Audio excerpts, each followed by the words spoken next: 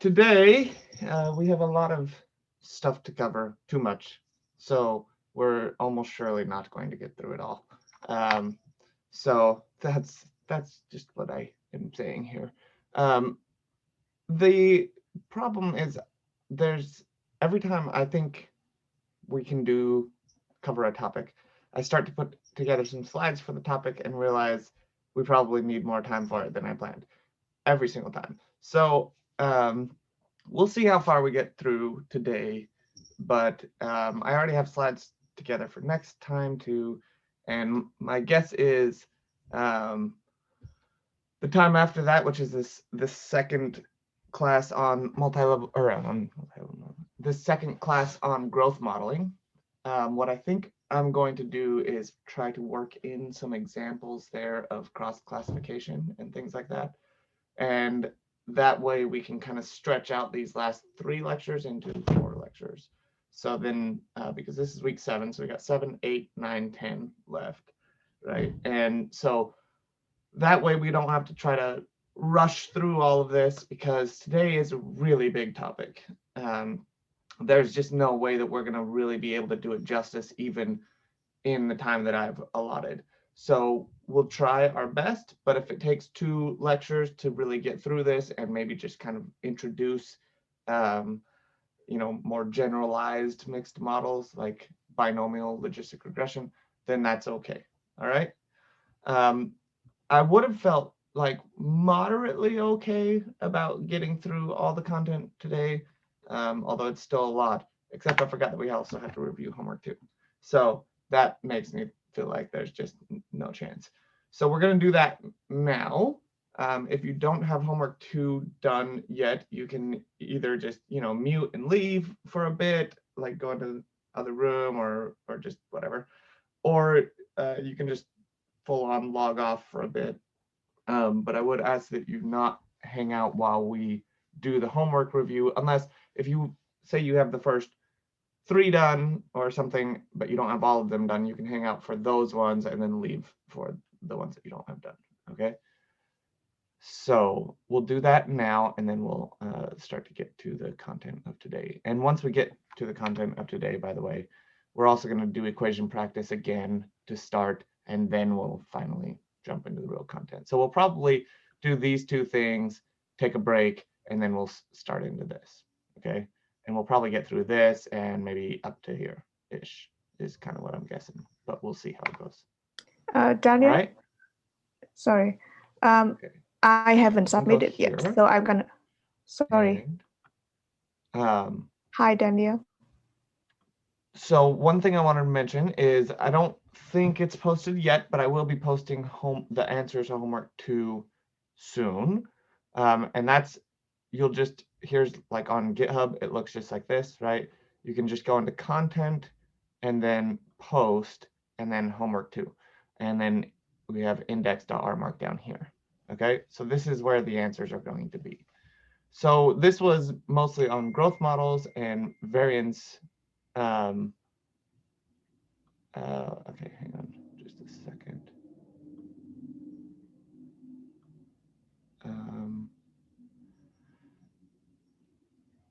Okay, is everybody hearing me okay? We're hearing you. You're not hearing questions. Okay. All right. I'm not hearing other people if you're talking. Maybe that's the problem. Let me check my.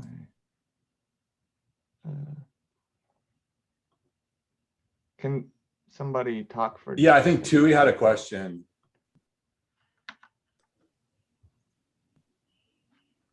Yeah, I don't think I can hear you. Yeah, you can't. You obviously can't hear us. Okay. Hang on just 1 second.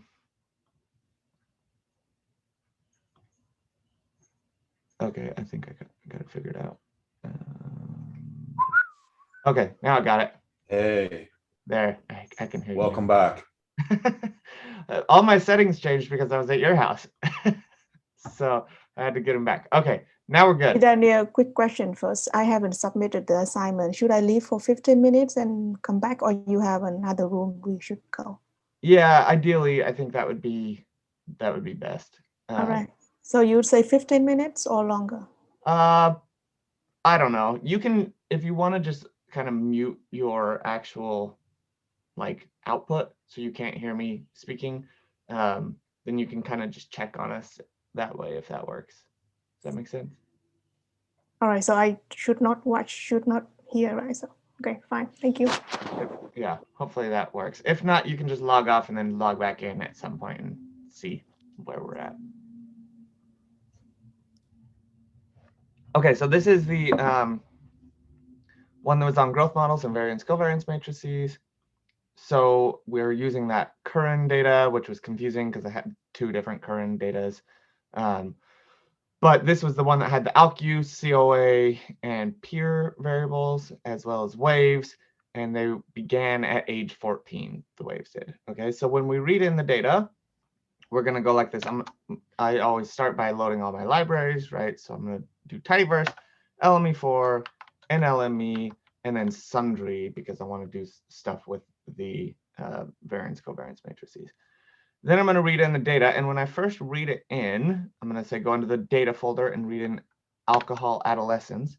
You'll see it looks like this, right? And we have this ID of the student, the age of the student or participant, COA, that's the child of an alcoholic, whether they were male or not, and then this Alc use, which is a measure of their alcohol use, and then peer, which is a measure of their peers' alcohol use.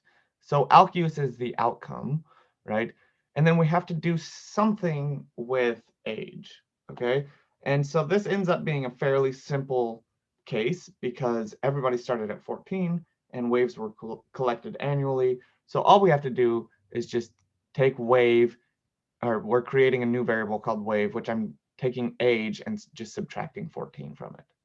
Okay, so when I do that, then D ends up looking like this. Okay, so wave is just a direct transformation of age where it's centered on 14. So now the intercept is going to represent the average score when participants were 14 years old.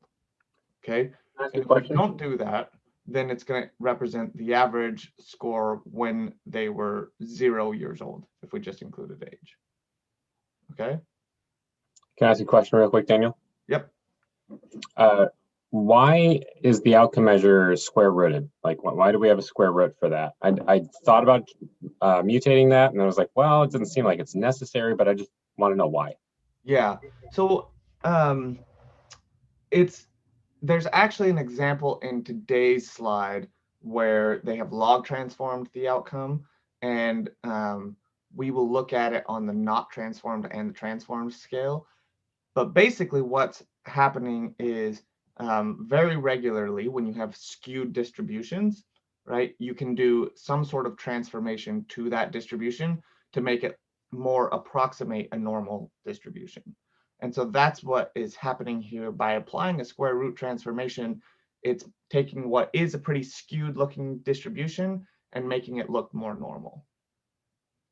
So we could actually look at this real quick. I don't know. Actually, yes, we want Alc use plus genome histogram. Okay, and so it looks like that. That's still not very normal-ish looking, but if we don't have that, it would be Alc use squared, right? And then it looks like that. So that's even slightly more worse, right? It's unless you do a ton of this kind of stuff, it's hard to know like what transformations are going to work best. And so I tend to just use the there's a couple different methods, but the Cox method is probably the most common, and that's a way to essentially estimate the transformation that will best approximate a normal distribution.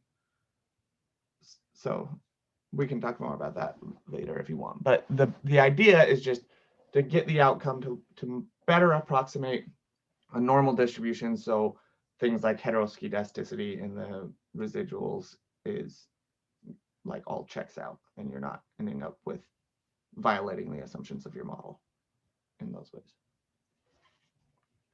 Okay, so initial fits. It says fit a model with random intercepts and parallel slopes.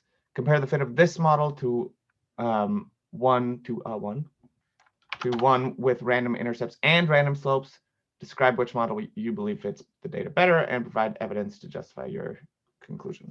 Okay, so this is just M0, right? Alk use wave. We have one wave for every participant, and then just the intercept is varying by ID. So that is my random intercepts parallel slopes model. And then this is my random intercepts random slopes model, because now I have both the intercept. So again, this is the same as this, right? So we have both the intercept and the slope randomly varying by ID. And so now to compare them, we could do a bunch of different things. We've talked about the performance package. In this case, I'm just going with ANOVA. And all we're doing here is it's giving us the AIC and BIC values, which are the primary things that I would use in interpreting this. But you can also look at the p-value here. Okay, so then I just have some text here. I said the fit of the models is very close, because you can see this is quite close and this is very close. And so the AIC value was about 6 points lower for the random slopes model. So just generally between AIC and BIC, AIC is, well, BIC is going to be a little bit more conservative. So as you estimate more parameters, BIC is going to tend to penalize you more for that than AIC will. Okay, so you can see in this, if we're just looking at AIC, this is saying M0B is fitting the data better, but the evidence for that is like modest, right? Because 6 points is sort of in that, who knows, sort of range. But if we look at BIC, it's actually suggesting that M0B is slightly worse, because it's about half a point higher, okay? So this is kind of giving us some conflicting information. We do also have the p-value, which is less than 0.05. So you could, that would preference the more complex model, right? So you can use all of that and then sort of make a decision from there. Again, I always tend to preference model comparison versus model selection, right? And so I would say there's pretty good evidence that these models are fitting pretty evenly, but I'm going to go forward with the random slopes model, in part because theoretically that makes more sense to me, right? It makes more sense that each kid would have their own starting point and they would progress at different rates, okay? And the evidence for that is modest, but there is evidence to suggest that that model fits better, okay? So that's the one I would go forward with, but other analysts could very reasonably come to a different conclusion, okay? So that's why I think it's important to present those results, the full results like that. Okay, now we're going to fit alternative residual variance covariance structures. And so this is where we're using that GLS from NLME. We're going to fit an autoregressive model, a heterogeneous autoregressive model, and the Toplet Structure, okay, models. And then we're going to compare the composite residuals from these models with the composite residual from the random slopes model up above, okay? So the autoregressive model, this part is basically the same as before, but we don't have any random effects because this is now actually just modeling our residual variance covariance matrix directly. We say that the correlation for our residual variance covariance matrix is going to follow an AR1 pattern, and it has the form like this. So we have basically the intercept is going to vary by ID. Okay, so this is very LME4-ish, okay? Then for the heterogeneous autoregressive, this one's a little bit more complicated. We have the same correlation structure here, but then we attach weights to the variances, okay? And so if you think about for an individual student, like the composite residual, right, what that's going to look like, we're going to have essentially like a column or a row for each time point, the first time point, second time point, third time point. So we're going to have a 3x3 matrix for each student, okay? And so we use this var ident, meaning like the diagonal of that matrix. We're going to say, give me basically a different weighting for each wave. Okay, so for each diagonal, identity. Okay, and other than that, it's the same. That's the most complicated in terms of pulling out the composite residual, but there was an example in the slides, so you should have been able to use that code. And like that's an example where I would have to reference the slides for that too, right? That's not something that I would just remember how to do. And then finally, the last one is the Toplets one. So we're using this core ARMA, but the one part that I know many people had difficulty with is this part here, okay? And so if you kept that at 3, which was in the example for the slides, then you probably ended up with, well, for many people, you ended up with RStudio just crashing on you over and over again. And it was probably confusing as to why that was happening. And it's because of this, okay? So if you think about what that Toplet structure is, you have band diagonals, just like the AR1 structure, okay? The difference for the AR1 structure is that you estimate one sort of decay parameter, and then that's the decay from the diagonals to that first band, and then you just square that same value to get the decay for the second band and the third band, and then you cube it to get the decay from the third band to the fourth band, etc. Okay, with the Toplet structure, it's the same as AR1, but you're actually estimating each of those decay parameters separately. Okay, so with the example that we had in the slides, we had 4 time points. So that meant we had a 4x4 matrix. Okay, and so we were estimating 3 decay parameters, right, between the first and the second time point, the first and the third time point, and the first and the fourth time point, right, as well as the first and the second is the same as the second, third, fourth, etc. Okay, so there were basically 3 band diagonals we had to estimate the decay down. In this case, because we only have 3 time points, we have a 3x3 matrix, so therefore we only have 2 decay parameters that we are estimating. Okay, so that's why we set that P to 2. Okay. Daniel? Yep. Is it actually like not a correct model to run it with 3, or is it just more computationally difficult? Because it ran fine for me with no error. Yeah, so this was some people it ran fine for, and other people it did not run fine for. I would have to look at what it says with 3. I'm pretty sure mine crashes if I put 3, so I'm not going to try it right now, but I can try it later. But it is not a correct specification. What is actually happening if you put 3, I'm not sure, but what it might be is that it's just doing this, it's just simplifying it down to 2 for you anyway, because there isn't a third parameter to estimate there. It just doesn't exist. Gotcha. Okay. Any other questions?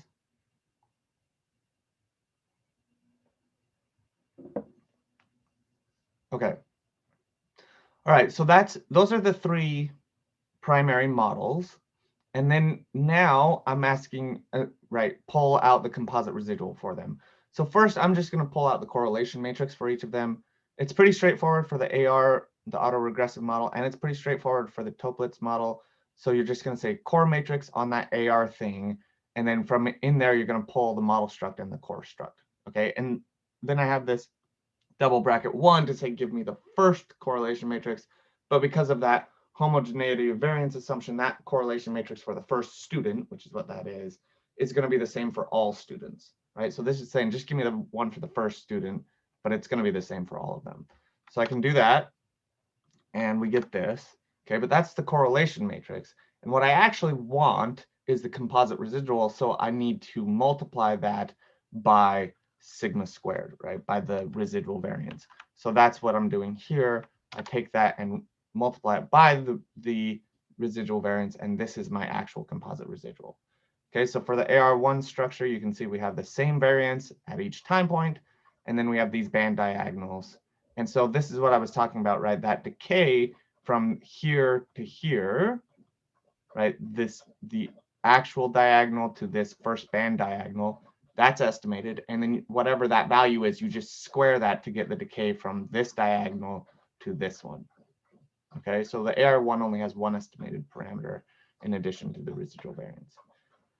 Okay, the heterogeneous autoregressive structure is a little bit more difficult. So this is pulling out the correlations, but then you have to pull out the variance structure, right? So this part, and then you have these coefficients from that var struct that you're going to end up multiplying, and so we end up with that. This is just for like one column, and then we're going to have to multiply that by sigma squared, but then we have to, this part basically turns it into a matrix instead of a one column thing. Okay, and again, this is where I think, like I mentioned, I would have to revisit this too, but if you walk through this sort of line by line and try to figure out everything that's going on, I think it kind of makes sense, but it is a little bit complicated, particularly this part if you're not really very comfortable with matrix algebra. But that is basically saying, so the T is the transpose, right? So I'm taking this matrix and multiplying it by this matrix, which is what gives me that full square matrix, okay? And then I'm just taking that and then multiplying it by the correlation matrix times sigma squared, okay? So that's what this one should look like, not like that, but like that. And so here's the variances, right? And so each variance is now estimated, but then we still have the same as the AR1, where we have just one decay estimated from here to here, the diagonals to that first diagonal, and then that is squared to get this third one. Every value is different because we have these variances being different. Okay, so we don't get that and diagonal part. Finally, for the Toplets matrix, it's going to be just like the AR1. We just pull the correlation matrix first, which looks like that, and then we multiply that by sigma squared, and we get something that looks like this. So notice we have the same variance, and then we have these band diagonals, but this decay from this diagonal to here is estimated, and the decay from this diagonal to here is estimated. So that's the P equals 2 part. Okay. And finally, we're just going to pull the residual variance covariance from M0B. This is from the sundry package. And so if I do the full thing like that, that's going to give me this giant sparse matrix. So I'm saying just give me the first to third rows and the first to third columns. And that gives me just the variance covariance matrix. Okay, and that looks like that. Questions on any of that part?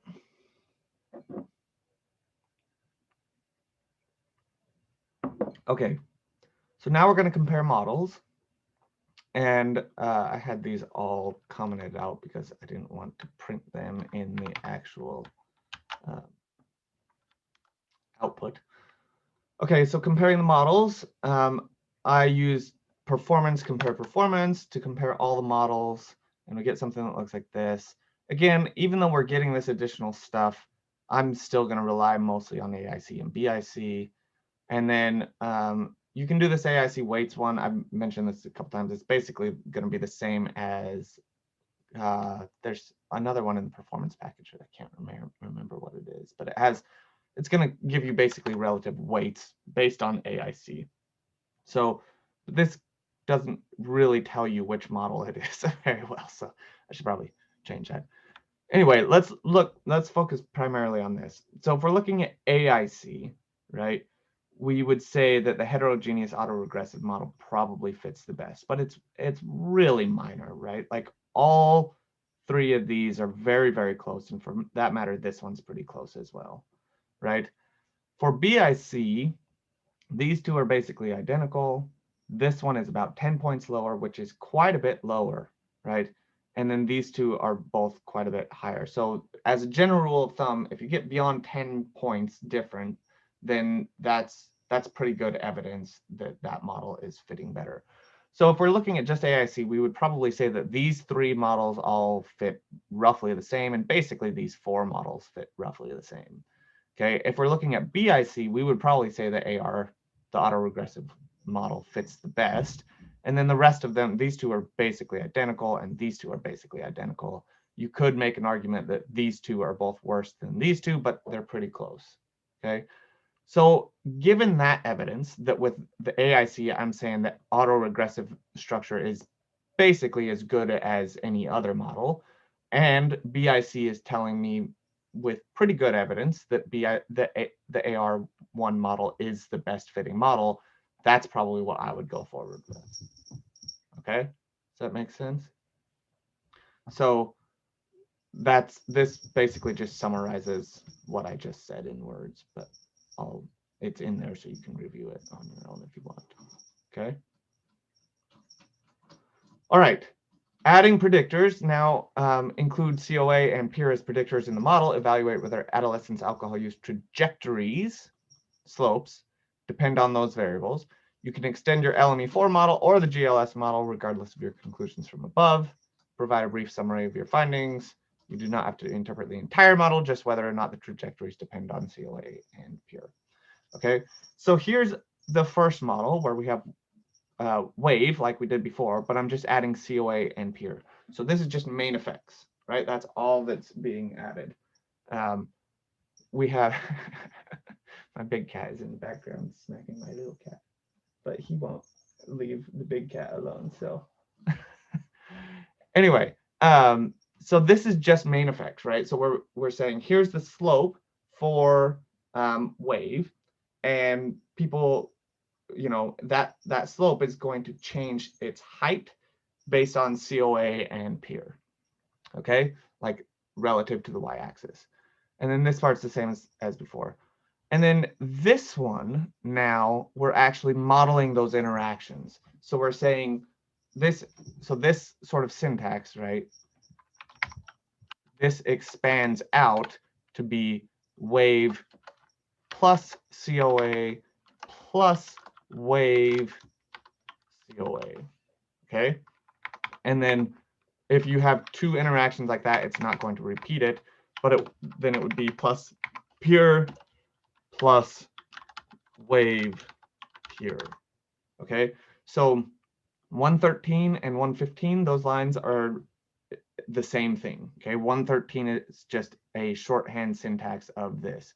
And so what this is doing is this interaction is directly saying that the slope for wave, whatever that is, depends on COA. Okay, so it's not just the level of the line, it's also the actual slope of that line is going to depend on COA levels. And similarly, we're saying that the slope of that line is going to depend on peer. Okay, does that make sense? Okay, so these are the two models. And then we can just look at them. And here is for the first one. So these are decent when we're looking at the standard error. They look like they are contributing to the model, and we would probably want to compute confidence intervals and things to be more certain of it. But let's look at M2 now. So these are the interactions. And you can see this interaction is basically 0, right? It's very, very small, and it has a standard error of 0.13. This one is also small, but it's a little more iffy on whether or not it's contributing, because you can basically take the standard error and double it, right? And think of that in terms of the t value. So basically, if the t is going to be above 2, then, you know, that is similar to like statistical significance. But as I think I've kind of mentioned a couple times, I would probably not think of things in statistical significance. I would try to think of things more from a theoretical point of view, and then make your conclusions from there. So if my question was up here, I would model this, and then I would probably go forward from there. But what I've done here, and so now I'm going to model ANOVA between the two of them, and we're saying p-value is not significant, and the BIC is worse, and the AIC is worse for M2. So overall, I would say in that case then that the interactions, both of them, are not contributing to the model above and beyond what the main effects are, okay? What I would probably want to do, though, is also add M0 in there, M0B, right? So I can do that, and you can see that M1 and M2 are substantially better than M0B. So adding those main effects is helpful, but it doesn't seem like the interactions are very helpful, okay?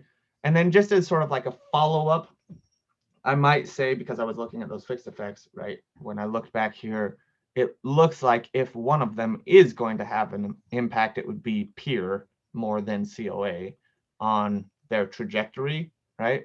So I just did fit a third model just to, and I would, if I were presenting this, I would say this is more exploratory because my theory was around both of these things interacting with the slope. And so I'm going to just model peer as interacting with wave and leave COA as a main effect, okay?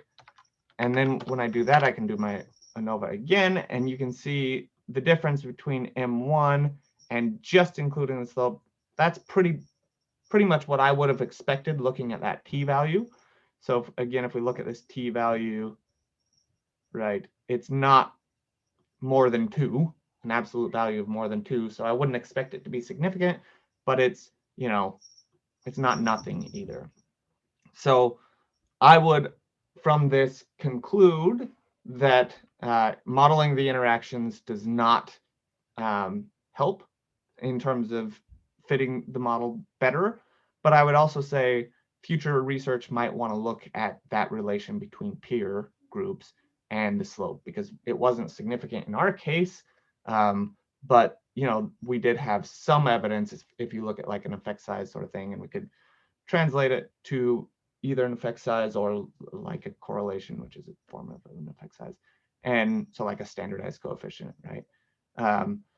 To say, you know, there is maybe some evidence that this is a relation, but we didn't, you know, it wasn't significant in our study.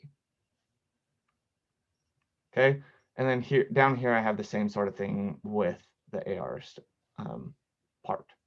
Okay, using the GLS part.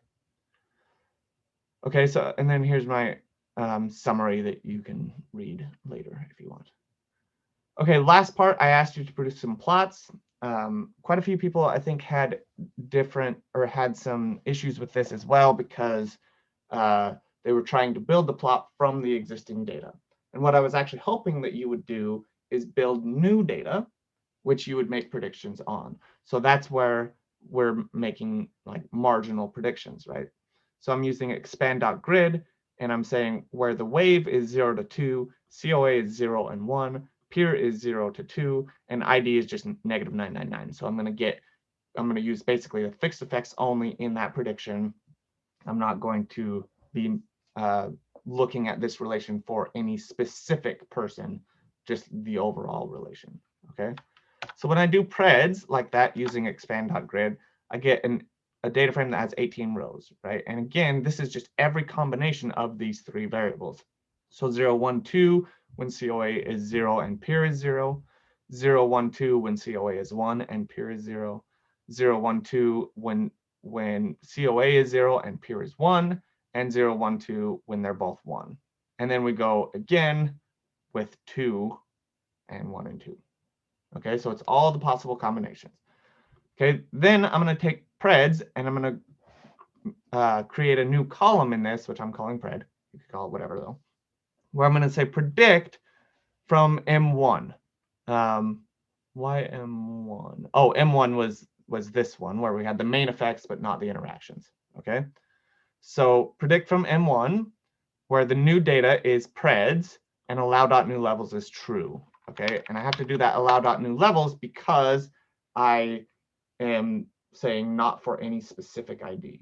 Okay, and so I get this predicted value, and now that's just the data frame I'm going to plot. So I'm just going to pipe that straight to ggplot. I'm going to say put wave on the x-axis and pred on the y-axis, and then do geom line, where I'm going to color by peer. Notice I have to put factor peer because peer is numeric. And so when I wrap it in factor, that's going to make it categorical.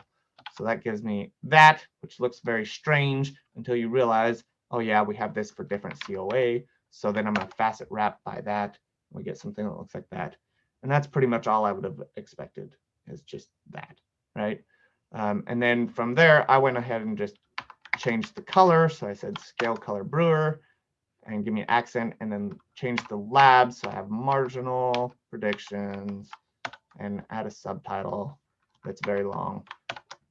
Change the theme and then change the position of the plot title. Okay, So, but again, all I would have expected was up to there. The rest of this stuff is just kind of bonus fun stuff. Okay.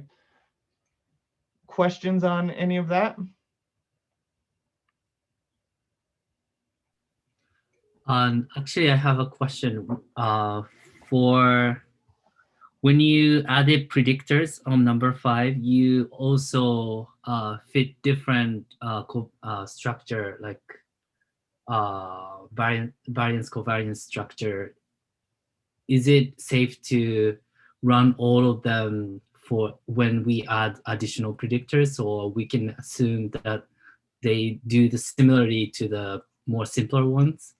Yes, I would probably settle on a variance covariance matrix first and then build your model from there. I was just trying to be complete here in terms of showing all the possible ways. I see. Thank you. Mm-hmm. Any other questions? I have a quick question about the plots. So I had some trouble getting it together and making it look like yours. So I actually just used Geom Smooth and then removed standard error and whatnot. And that really was an effective way to not have to use the expand.grid. But when I'm going back through your slides, I see exactly what you did, and I probably should have done it that way. I just wonder what you think about using Geom Smooth in general for plotting predictive slopes like this.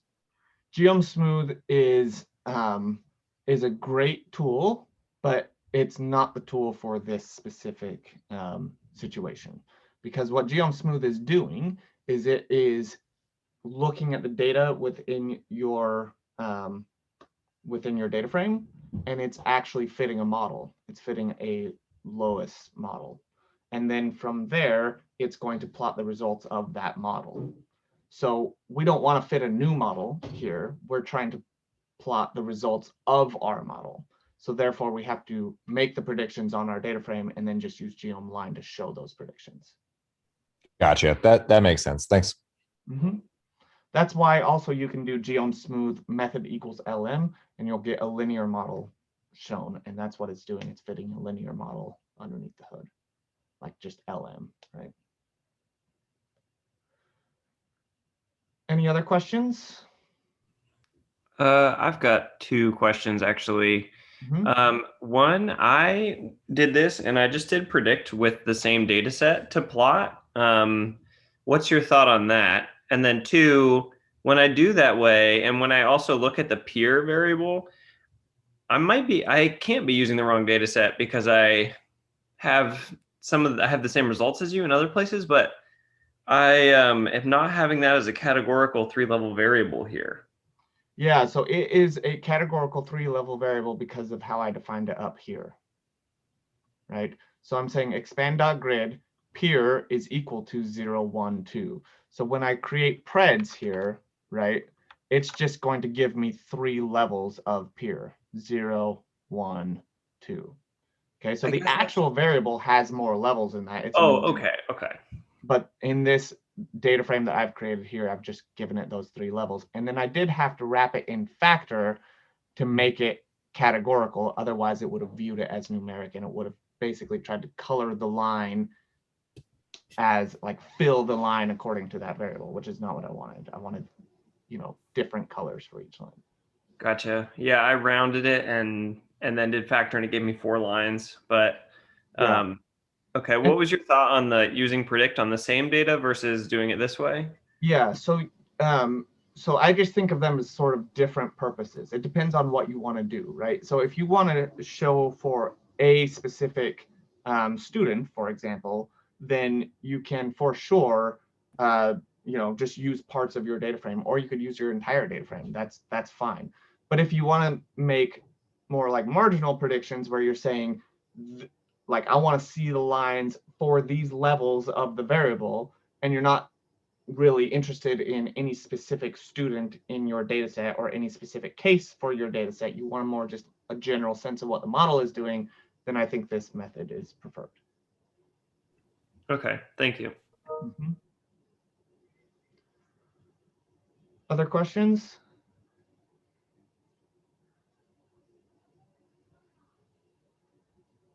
Okay, so if you haven't finished this yet, that's okay. it's not a problem, but hopefully you can get it in the next little bit. The next thing I want to do actually before we jump into the rest of this is I want to go to homework 3 because we are getting close to the end of the term, and because I pushed things back a little bit, homework 3 is sort of, oops, that's not how it's supposed to be.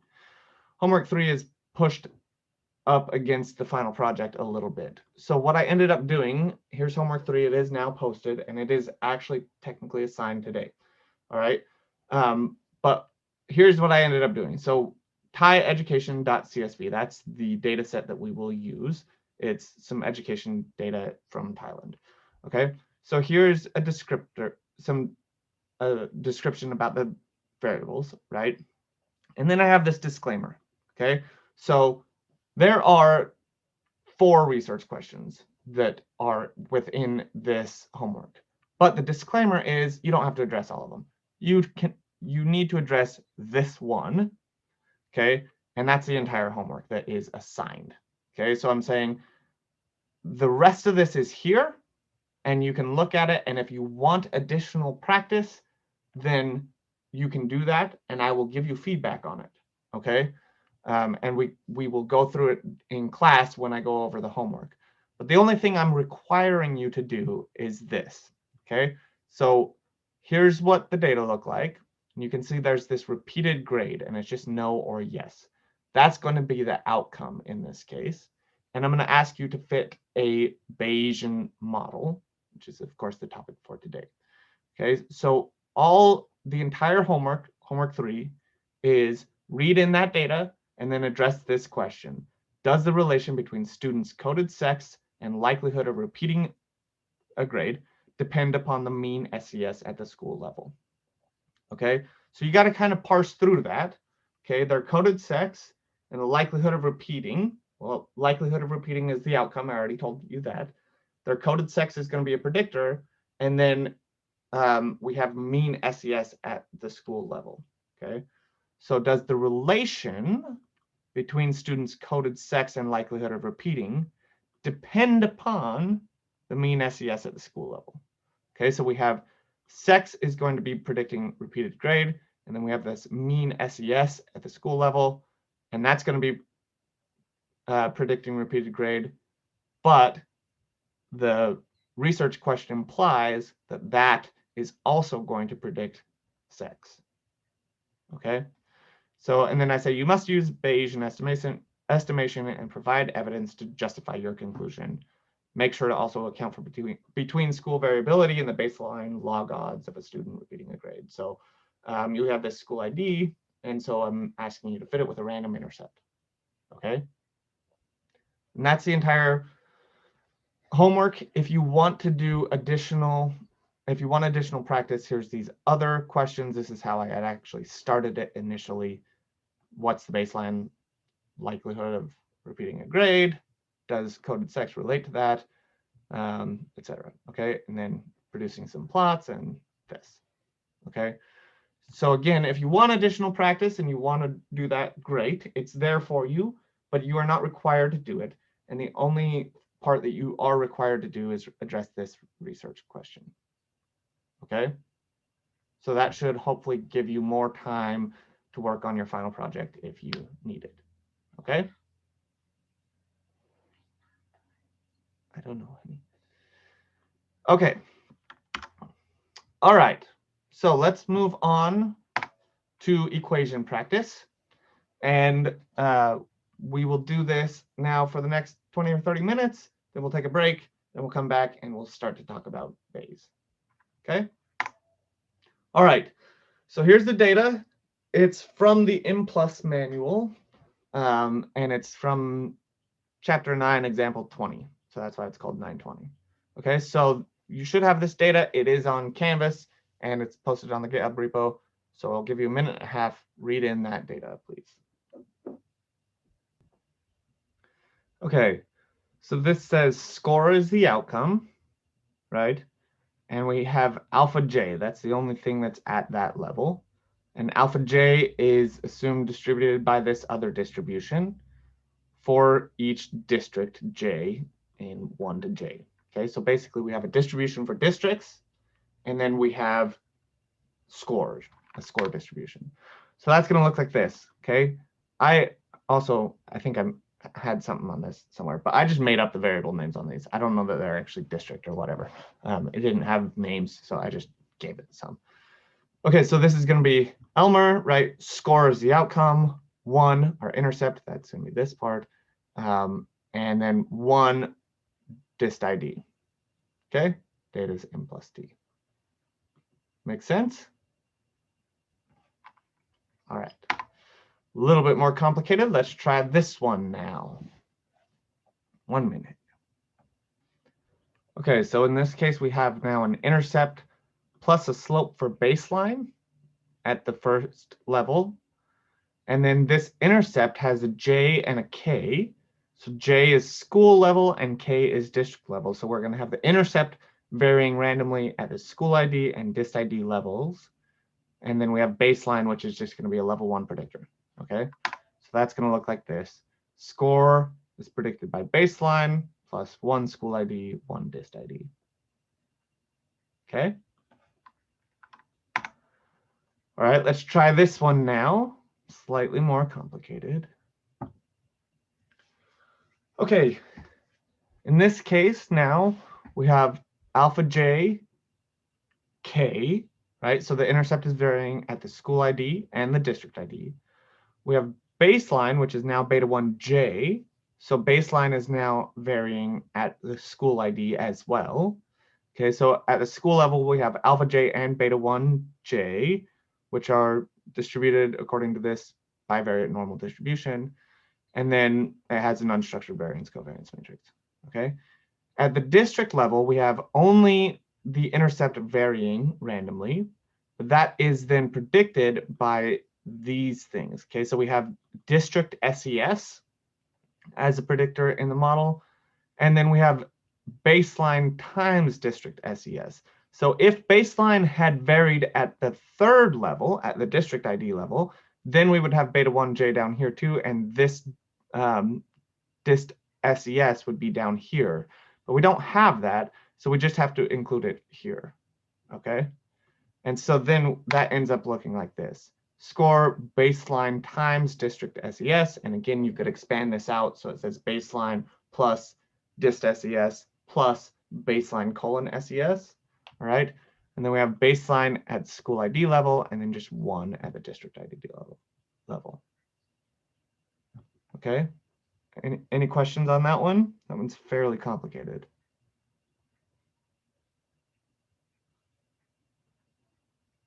Okay. All right, let's try this one now. Okay, so in this case, we have level 1 is still the same as it was before. We have an intercept varying at the school and district levels, and baseline, which is varying at the school level. Okay, but at the school level, we now have school treatment as a predictor of the intercept. Okay, at the district level, we no longer have district SES interacting with baseline. We just have dist SES as a predictor. Okay, so that means no interactions. So we have baseline plus school treatment plus dist SES. Okay, so baseline, school treatment, dist SES.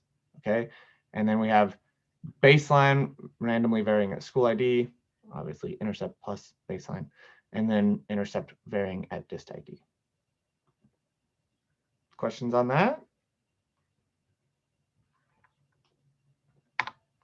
Okay, try this one now. All right, this one's a little bit tricky. We have intercept varying randomly at the school and district level, baseline randomly varying at the school level. So that's the same as we had before. But now we have school treatment as a predictor of the intercept and the slope. Okay, and then notice for this school treatment, we have gamma 1k here. Okay, so gamma 1k, this school treatment, is also randomly varying at the district level. Okay, so we have this school treatment effect, but that treatment effect is randomly varying between districts. Okay, so that's where that comes in. We get this and this variance covariance structure here, and then we have dist SES still as a predictor of the intercept. So that ends up looking like this: baseline times school treatment, right? That gets us this. So baseline plus school treatment plus baseline interacting with school treatment. Okay, then we have dist SES, which is here. But then at our random effect level, right, we have the intercept and the slope randomly varying at the school level. So that's this baseline school ID, just like we had before. But now we have school treatment randomly varying at the district level. Okay. All right. What about this one? Okay. In terms of the fixed effects, this model is actually exactly the same as the previous one. We have intercept and baseline, school treatment as a predictor of the intercept and the slope, and dist SES as a predictor of the intercept. Okay. What is really different about this one is all the random effects. Okay. So now we have alpha j k. We also have beta 1 j k's. Okay. So now for the first time, beta 1 is not only randomly varying at the school level, it's also randomly varying at the district level. Okay. For these school treatment ones, we have now the school treatment randomly varying here, and we have the interaction randomly varying here. And I'm noticing that I have an error here because that should not say that. So I will need to fix that. This should be randomly varying. This should be randomly varying, but that KI0 or KI shouldn't be there. So anyway, we end up with this one randomly varying, which is here, and this one randomly varying, which is here. Okay, so this ends up with a very big variance covariance matrix. But notice also all of these off diagonals are 0. Okay, so we're estimating the district level variance in each of these parameters, but not their covariances. Okay, so this is quite tricky. But here's the first part. This is the fixed effects, just like before. And then we say baseline school ID. That's also just like before. But then we put that entire thing here, the main effect for baseline, the main effect for school treatment, and their interaction as randomly varying by dist ID. But notice I use the double pipe bar there to say, give me just the variances, not the covariances. Okay. Whether this model makes any sense or not, I don't know, right? I just am, I was just basically trying to make increasingly more complicated models in a way that we could mess with the syntax to understand it better. Okay. All right, last one for today. Let's try this one, please.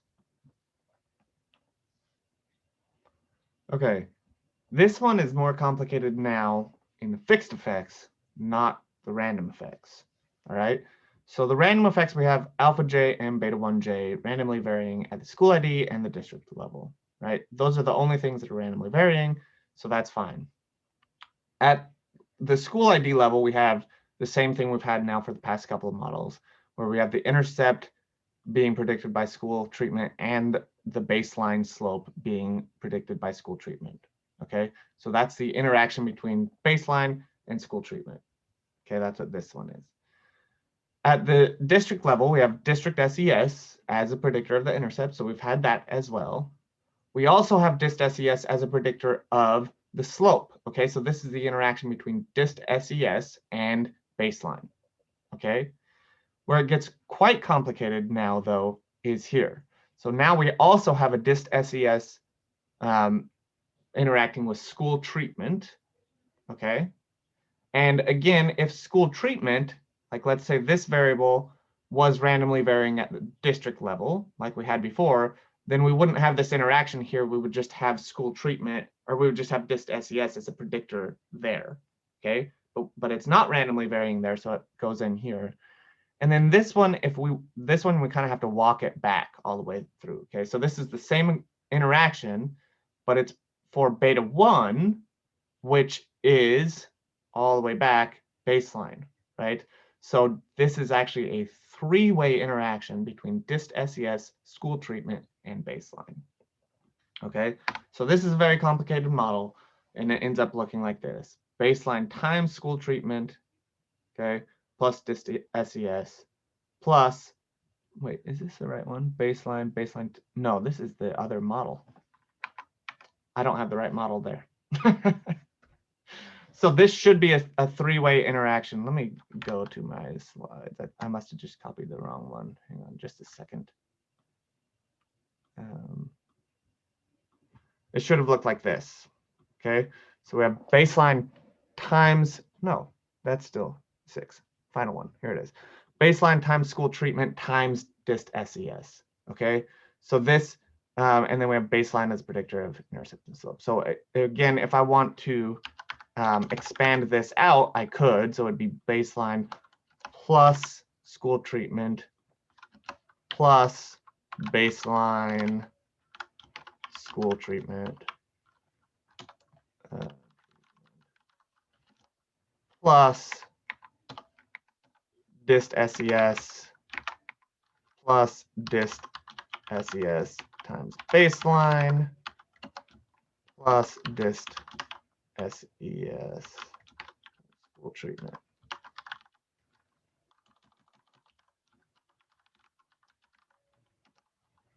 Okay, so it's all of those interactions are modeled here. It's this times this, this times this, and this times this. Okay, plus all the main effects. Okay, so that one's quite complicated, and three-way interactions just generally are quite complicated. And I will fix the slides so that I have the correct model there, but that is what I was looking for. Okay, so some of these models that we just went through are quite complicated. If you're not getting all of these, that's okay. That's why we're practicing, right? The entire purpose of doing this is to challenge you into complicated models that you might not otherwise be fitting, and to try to get you to think about how the syntax relates to the equations and how you can get them to go together. Okay, so if you're not getting it perfectly, that's okay. That's why we're practicing. All right. Okay, any questions on any of those ones we just fit? I have a question just to clarify some of the R code. Like when you do the three-way interaction with the star sign, it'll specify the main effects as well as like the interaction between two variables. Like it'll give you the whole gamut. Yes. So if I do, in this case, this is not for this model, right? But if I say baseline star school treatment, it gives me a main effect for baseline, a main effect for school treatment, and the interaction between those two things. Mm-hmm. So if you do a three-way, like I just did, baseline star school treatment star dist SES, it'll do a main effect for those three variables plus all the interactions. Okay, got it. Any other questions?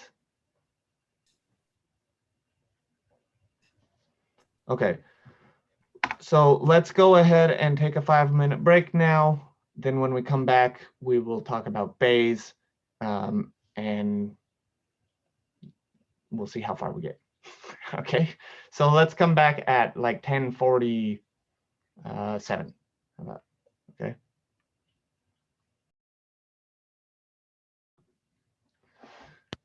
Okay, I am like 1 minute late, so, but that's okay. All right, so let's move on to Bayes. And what I'm going to do is I'm going to talk about Bayesian inference from a really big picture perspective. Okay, so I'm going to introduce it as if you have never been introduced to it before. So if you know what Bayes is and you have some experience, then this will probably be some review. But I didn't want to assume that you had any experience with it at all. Okay, so most of actually what we will be talking about probably for the rest of today is not related to multi-level models specifically. Okay? It's just Bayesian inference. Okay. As I sort of said at the top, there's no way that throughout the rest of this term even that we will really be able to do Bayes justice. It is, in many cases, an entire course on its own. So today is an introduction to it, and hopefully you will sort of get an idea for how it's different from frequentist statistics that we generally use, and why you might want to use it in some cases. By the end of these slides, which will probably not be by the end of the day, you will be able to fit models using Bayes through a package called BRMS. Okay, and there are some potential trade-offs, but yeah, so we'll talk about that sometime. Okay, so Bayes' theorem. In equation form, you'll typically see it presented like this, where this is read, the probability of B given A, okay, so this bar is read given, is equal to the probability of A given B times the probability of B divided by the probability of A. So if you're like most people, that doesn't mean very much, right? So I prefer to give A and B more meaningful names to try to make more sense of this. So this is a little bit more meaningful, where B is, in this case, our prior information. And this is one of the things that really distinguishes Bayesian estimation from frequentist. Okay, we are incorporating prior information. So we're saying you're coming into a study and presumably you have some idea of what you expect is going to happen, right? So you have some prior information coming into the study. Then you collect some data, all right? That's your actual experiment or whatever, okay? And the probability of your prior beliefs, given the data that you have collected, is equal to the probability of the data, given your prior beliefs, times the probability of your prior. And then that's divided by the data, okay? So let's walk through this in a little bit more now, real example. I don't know that any such test exists, but let's just pretend for a second that we had a test that would tell us with some certainty whether a student had a learning disability, okay? That's what the test was meant to do. Maybe it's meant to say this student has a learning disability if they can't do these things at a certain age or whatever, okay? So in that case, the thing that we want to know is whether or not the kid has a learning disability, okay? So we would say the probability that this particular person has a learning disability, given that they have tested positive on this test that we've administered, is equal to the probability of testing positive given they have a learning disability. Notice those are not the same thing, right? The probability of having a learning disability, given that you've tested positive, versus the probability of testing positive, given you have a learning disability. Okay, so those are swapped, right? And they are fundamentally different things, okay? So the probability of testing positive, given that you have a learning disability, times the probability of having a learning disability, okay, whatever that is, divided by the probability of testing positive. Okay, so if we want to know this for sure, we have to know a few different things. Okay, we have to know the true positive rate of the test.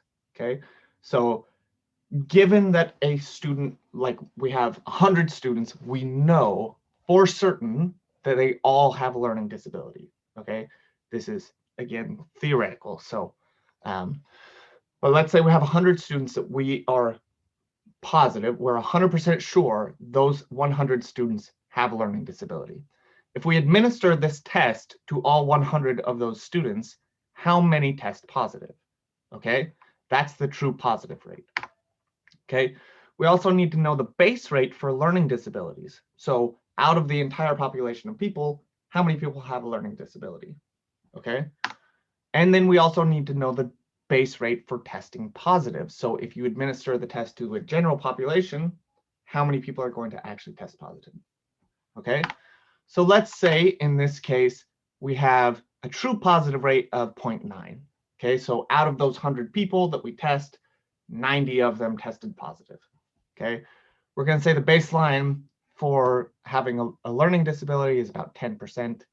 And then about 20% of the general population will test positive on this test when you give it to the entire population. Okay, notice that is going to include some false positives also, right? So there's going to be some people that test positive that do not have a learning disability, which is different from this, right? Which is you have, in this case, 10 people, 10% of people who do have a learning disability but did not test positive. Okay. So if we wanted to estimate this in this case, we would take that 90%, multiply it by 10%, and divide it by 20%, which would give us the probability of an individual student having a learning disability, given that they tested positive, is 45%.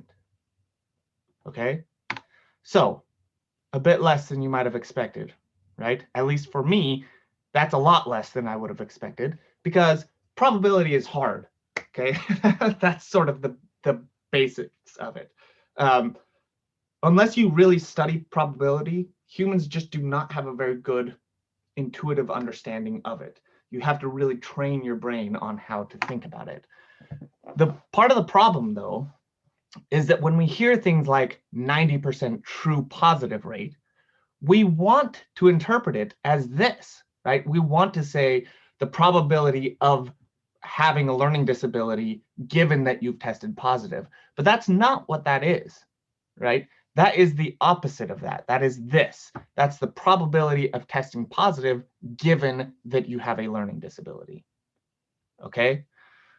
So those two things are different. If we know all the pieces, as we just did, we can estimate Bayes' theorem directly. But this is never the case. Okay? It is really, really difficult to know those things. Okay? An alternative view is we can think about it like this. Okay? We have some prior beliefs. We estimate Bayes' theorem, and that gives us updated beliefs. Okay? So our updated beliefs are equal to the likelihood of the data times our prior information. And that makes a lot of sense just intuitively. And then we're going to divide that by the average likelihood. This part, this division part, is really just a normalizing constant. It's just to sort of put everything on the same scale. Okay? But if you think about this in sort of a overall perspective, you have the likelihood of the data. That's saying how probable the data are. Okay? So you have how probable the data are. And instead of just saying, okay, that's my answer, you're going to say, well, okay, I had some prior beliefs, though, right? Like I came into this study expecting something.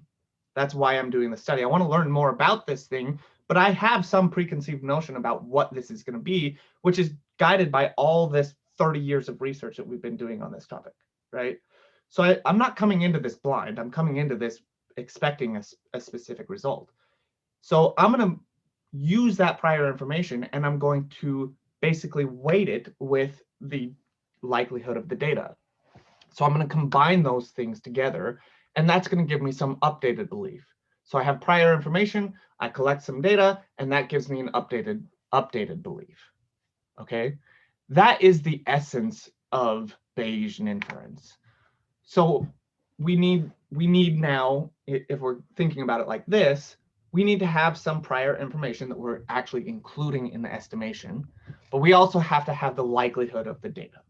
Okay, and so that's what we're going to talk about now, is the likelihood of the data. But I want to pause there just for a second, because this is really different than frequentist statistics.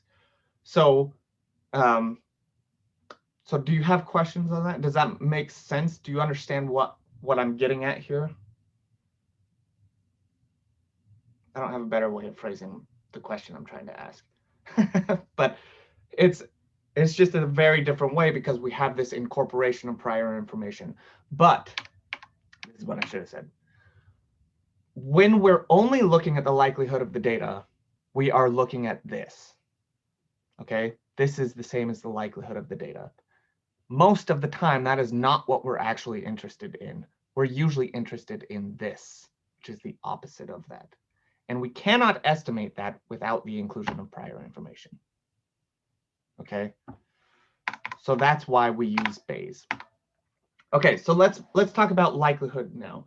This is more of like a review of statistics generally, but at least in my experience in the stats classes I took, we never really talked about this. And it's not really super important for applied statistics generally, but if you're moving to a Bayesian perspective, it becomes quite important. And so we're going to have to talk about it now. But one of the things that I think has actually been the best sort of side benefit of trying to learn Bayes over all of these years, which has been since my dissertation, is that the amount that I understand frequentist statistics has grown hugely by trying to learn Bayesian statistics, all right? And it's partly because of what we're going to be talking about here in terms of learning about the likelihood of data. Okay, so you can follow along here if you want, but you don't have to. Okay, this is an example borrowed from this guy named TJ Marr, Tristan Marr. So we're gonna, from car data, there's this package car data. We're gonna use this IQ data from this BERT data set. Okay, so that just looks like this. There's whatever, 30 cases, 28 cases, something like that. And it's just IQ scores for some people. Okay, so generally, not generally, we know IQ scores are distributed like this, right? They're scaled and assumed to be generated like this. So an IQ score for an individual person is assumed generated from a normal distribution with a mean of 100 and a standard deviation of 15. Okay.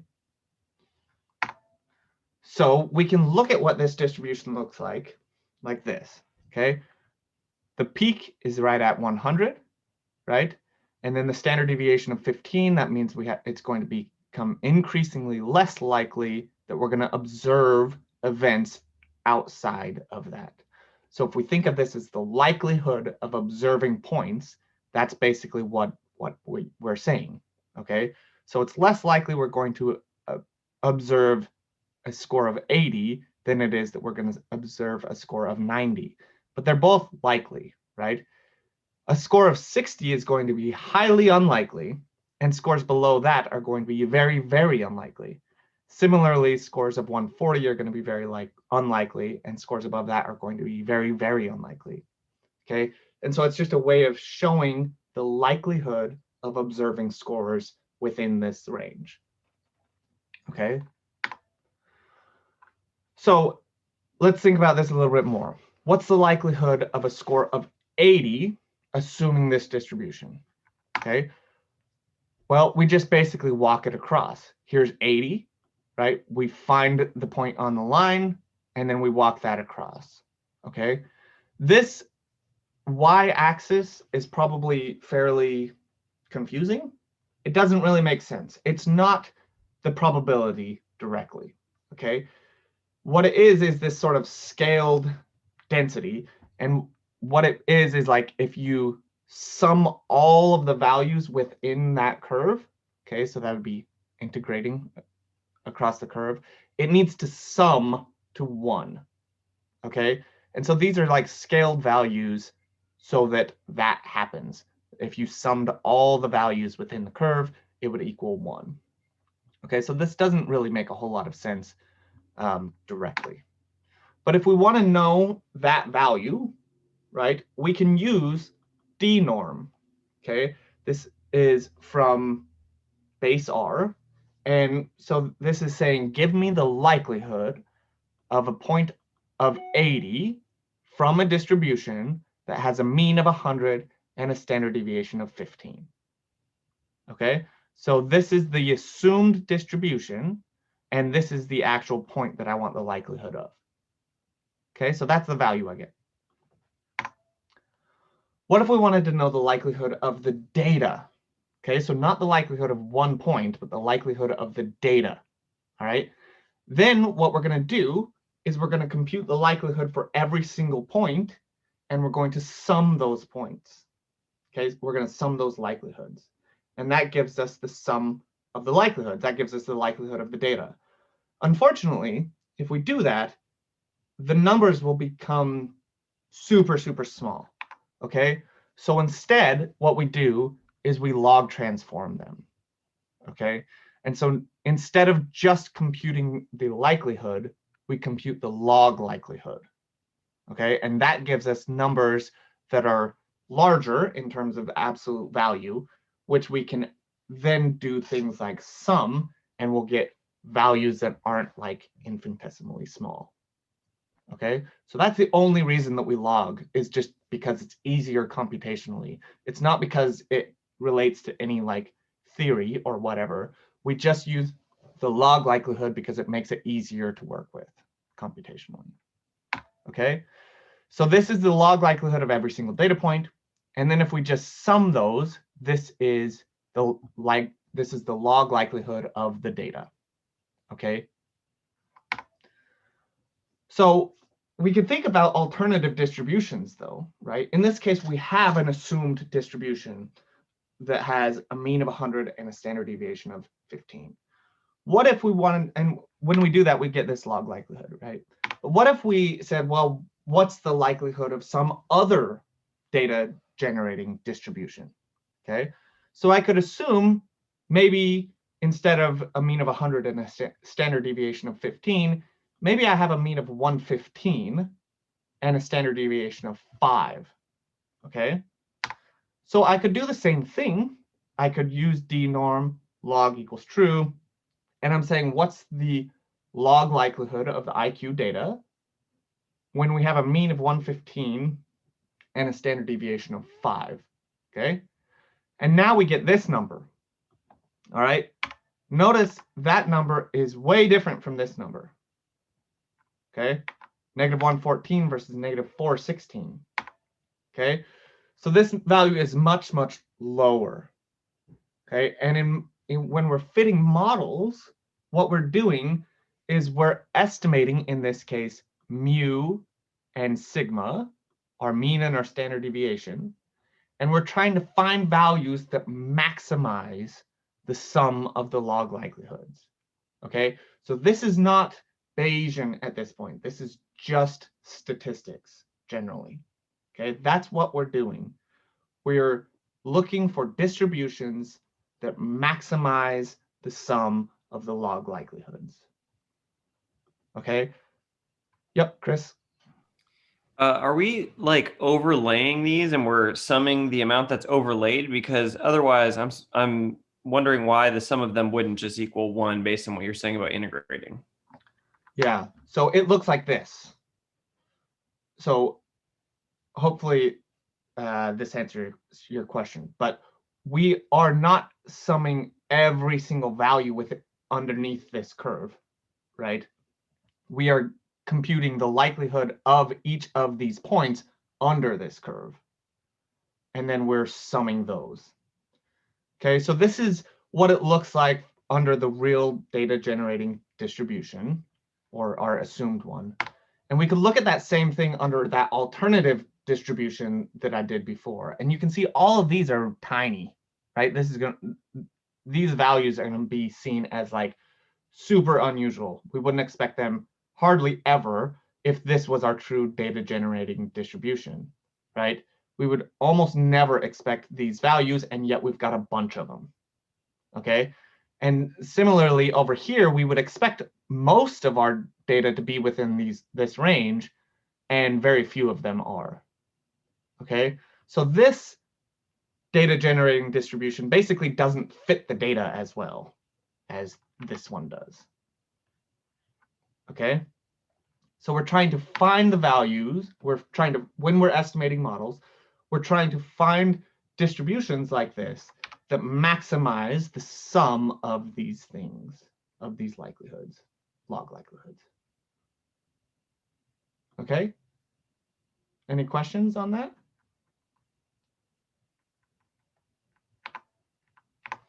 Okay. So in frequentist regression, we would find parameters that do that.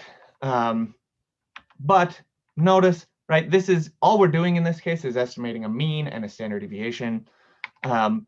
In many cases, that mean is conditional, right? So this is part of why I've come to prefer the notation that we've been using in this class, because if this is the thing, right, then we have a model that looks like this, but really that's the same thing as this. We have this mean, which is conditional. So we're basically saying, you know, another way to write this would be to say, like, essentially we have IQ bio for class low, IQ bio for class medium, and IQ bio for class high, which is just the intercept here. So essentially we have like 3 different normal distributions in this case because we have a categorical variable. But basically this is just a curve that is conditional based on our linear model. Okay. So this is very much a big part of why I've come to prefer this notation. It's also more general, as we'll talk about later, but does that make sense? Okay, so that's the likelihood part, okay? We also have this prior part, okay? So how do we do that? Our Bayesian posterior, like our updated beliefs, are equal to the likelihood, which we just talked about, the likelihood of the data. And we're going to fit that likelihood where we maximize, just like in frequentist statistics. Okay, we're going to try to find a distribution that maximizes the sum of the log likelihoods. That's going to be our assumed data generating distribution, and we'll compute the likelihood of those data points under that distribution. Okay, and then we're going to multiply that by some prior. Okay, and then we'll divide it by the average likelihood, right? But in words, right, this is saying that our updated beliefs, our posterior, depends on evidence from our data, our likelihood, multiplied by or weighted by our prior knowledge.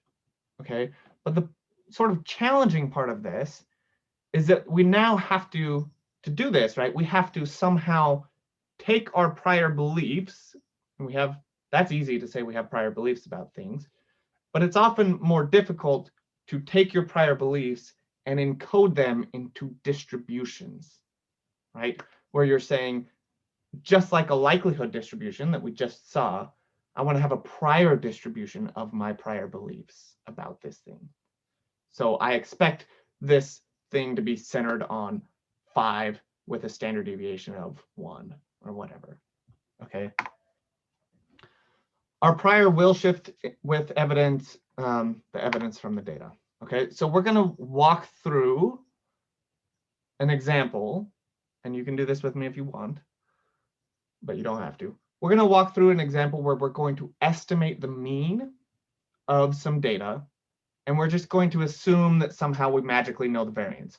So that way we're only estimating 1 parameter instead of 2 parameters, okay? So I say, please follow along here. You don't have to if you don't want to, but you can if you'd like to. First, we're going to generate some data. Okay, so instead of using D norm to calculate the likelihood of the data, I'm using R norm to say, give me some samples from a distribution. Okay, R meaning random normal, right? We're going to actually get some data from a distribution. So I'm simulating 50 observations from a random normal distribution that has a mean of 5 and a standard deviation of 1. It's funny that I said 5 and 1 because I just used that as my example for the prior, and I didn't remember that. But okay, so here now I have some data, which I'm not showing, but you can run this code for sure if you want. And it's just going to be a vector, just like we had with that IQ data, of some observations from a random normal distribution with a mean of 5 and standard deviation of 1. Okay, what we're going to estimate then is this 5. We're going to try to figure out what the mean of this data is. These data are, assuming we know the variance is 1, standard deviation is 1. Okay, we're going to do this through a process called grid search. Okay, and if you're familiar with things like machine learning and things like that, that term will sound familiar. This is actually the exact same sort of thing that we're doing in machine learning, etc. We're just doing it in a slightly different way. Okay, but we're going to basically create a grid of values that we think could potentially be the mean, right? So we think the mean could be anywhere for these data. The real mean could be anywhere from -3 to 12. Okay, and we're going to search all the intervals from -3 to 12 in increments of 0.01. Okay, so we'll look at the likelihood of -3, -2.9, -2.8, all the way up to 11.8, 11.9, 12.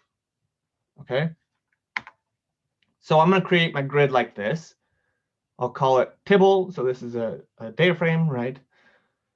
I'm going to say possible mean. That possible mean is equal to a sequence from -3 to 12 by 0.1. Okay. Now we've got some possible means that we're going to search over, and we're going to specify a prior distribution. Okay. So how likely do we think each of these means are? Okay.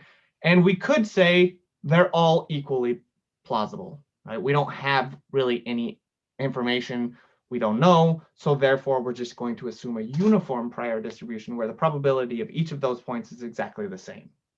Okay, but often that's not the case. It is sometimes, but not always, right? So let's just look at a couple. Okay, let's say our best guess is the mean is 2, and that values on either side of 2 should be less likely. Okay, so we don't really know maybe how much less likely, but we know it should be around 2. That's what we kind of think. All right.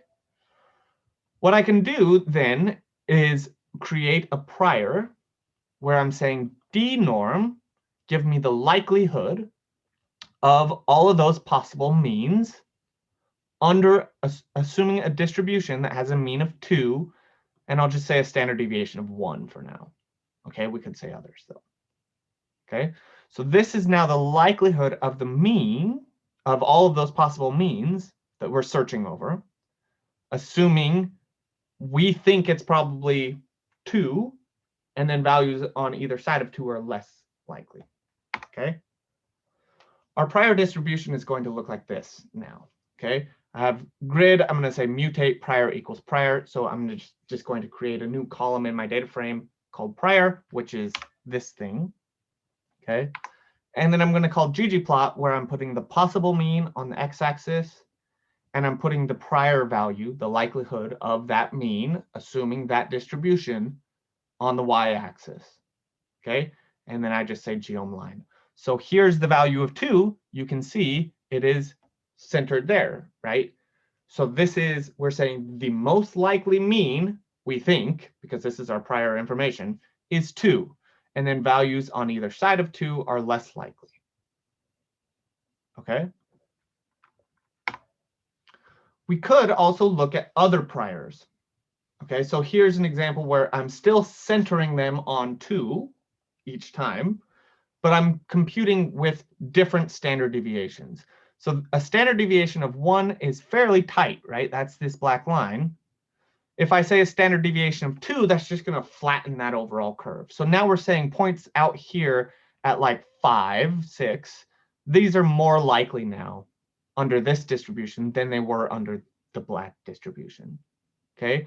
Or a standard deviation of 3, that's this red line, that's going to squash it even more. So now we're saying really all of these, except for these really large values, they're all pretty likely. Like there's a decent likelihood for all of them, except for the really extreme values, but we're still centered at 2. Okay, so it's like, how convicted are you in your prior beliefs? If you have really strong evidence, you feel really good that it should be right around 2, then you'd probably want to go with the black line, right? If you're feeling less confident, but you still feel like it's centered around 2, then maybe the blue. And if you're really not feeling confident, then maybe the red, okay? And if you're wholly unconfident, you have no idea at all, you can just make all of these points equally likely, and then you would not be having a prior distribution from a normal distribution, it would be from a uniform distribution. Okay, questions on this part?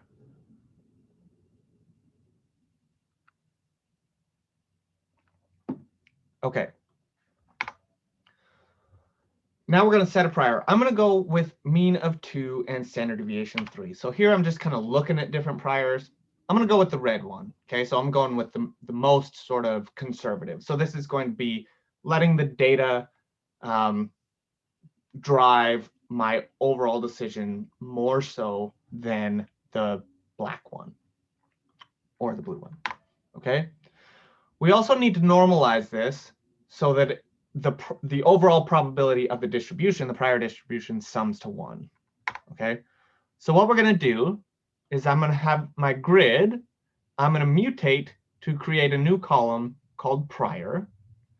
And I'm going to say, give me the likelihood of those possible means, all of those possible mean values, assuming a distribution that has a mean of 2 and a standard deviation of 3. Okay, so that is creating this red line. It's giving me all the values for this red line in my data set. Okay. And then all I'm going to do is say prior, just take that value of prior and divide it by the sum of prior. Okay, so now this prior, right, will sum to 1 because we've just taken every value and divided it by the total. Okay, so that's just to normalize things. Now let's assume that we've observed one data point. Okay, so going back to our true data, which we created before, and remember it had a mean of 5, right? That was the true mean. We've assumed, like, our prior information is saying the mean is 2. That's pretty far off, right? So we have the likelihood now of the data. We've observed one data point, okay? We compute that likelihood by calling dnorm, compute the likelihood of that one data point. Oh, shoot, I've got 2 here. This should be 1. Oh, well, it's a little bit wrong. So the likelihood of this data point, assuming any of these possible means and a standard deviation of should be 1. Okay, so basically we have that true data that we've created. We're getting just the first data point from it. Okay, and we're saying what's the likelihood of this data point occurring from being generated from a distribution that has any of these means, okay, and has a standard deviation of 2, should be 1. And so now we get these likelihood values, okay? What we can do now, we've observed one data point, we can compute the posterior because we've observed some data, okay? That it's a very small amount of data that we have observed, but we have observed some data. So we can compute the posterior, which is just going to be the likelihood of the data that we just computed times our prior that we had before, okay? And then we're going to normalize this as well by just taking that posterior and saying posterior divided by the sum of the posterior again, okay? And then we end up with something that looks like this, okay? So I'm going to pivot longer, so we have a possible mean, and then we're going to put the possible mean on the x-axis and the value on the y-axis. Okay, so this blue line represents my prior. Okay, then I observed one data point and I got this likelihood. Okay, so this is saying the most likely is a mean of 5.5 or something like that. Okay, and then it's increasingly less likely on either side. So my posterior is going to then combine information from my prior and my likelihood, and it's going to give me this curve. Okay, so this green curve is my updated prior information, basically. Okay, my posterior is now my updated beliefs about the most likely mean in this case, because that's what we're estimating. Okay, now let's say we observe a second data point. Okay, in this case, this posterior was our best guess now, right? After observing one day, we had some prior information. we observed one data point, we computed a posterior distribution, this green one. Now that we have that posterior distribution, that is our best guess. Okay, it's no longer our prior, we have observed some data, so we have updated our beliefs. So our new prior, basically, is our old posterior. Okay, so this posterior becomes the now prior as we update with a second observation. Okay, so we're computing the likelihood now of this second data point, given all of the possible means, with a standard deviation of 2, should be 1. Then we compute the posterior again, but notice this time I'm saying the likelihood times the posterior, because the posterior in this case now is our updated beliefs. So that's our new prior. And then the posterior divided by the sum of the posteriors, so we're just normalizing it again. And now this is the likelihood of this second point, and our posterior is rising, right? So this was our original prior here, and this is our new posterior. Okay, so our probability of the mean, our best guess at this point after observing 2 points, would be somewhere around 4. Okay, then we can observe a third data point, and we do the exact same thing again. We compute the likelihood across all these means. We then compute the posterior using the old posterior as our new prior, and then we normalize that. And now here is our new posterior based on this likelihood. So this one is pretty high up there, right? Which is pushing our posterior closer this way. Okay, we can do it for all the data. So this is just a for loop to do this. So we're computing our for one data point here, I think. Oh no, this is just the prior. And then we're saying the likelihood is equal to true data I. Okay, so for every observation in the true data, what's true data I? Then this is going to be the likelihood times the posterior. Notice right here, up here, I created a posterior column, which originally is just the prior. And that way I can use the posterior each time as my, when I'm multiplying it by the likelihood. Okay, and at the end, we end up with something that looks like this. So this is just, this red line is still just the likelihood of the last data point, but our posterior distribution looks like this now. Okay, so it's very, very tight. And it is centered right around our actual mean. So we have now, at this point, a posterior distribution. Okay, so this is a really, really different thing than frequentist statistics, right? Because normally we're trying to get a point estimate, and then we maybe have a standard error that we're calculating also for that point estimate. In this case, we don't have a point estimate. We can say we have a distribution. We have an entire distribution of likely parameters. Okay, so this is again a very fundamental difference between frequentist and Bayes. In frequentist, you assume that your parameters are fixed. Okay, so you assume there's only one true population parameter, and you're trying to estimate that parameter. And you are therefore assuming that your data are random. Okay. In Bayes, you're doing sort of the opposite. You have a sample, and you're saying, okay, this sample is all I have, so I'm going to assume that's fixed.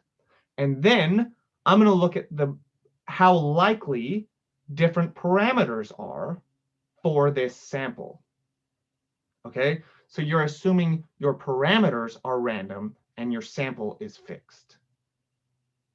Okay, so I'll say that one more time because that's a really key critical difference here. All right, with frequentist statistics, you are assuming that your parameters are fixed. So there's only one true population parameter for the thing that you're doing. So maybe you have an intervention and you're trying to estimate an intervention effect, right? you're assuming that there's one true effect out there, okay? And you're trying to estimate that.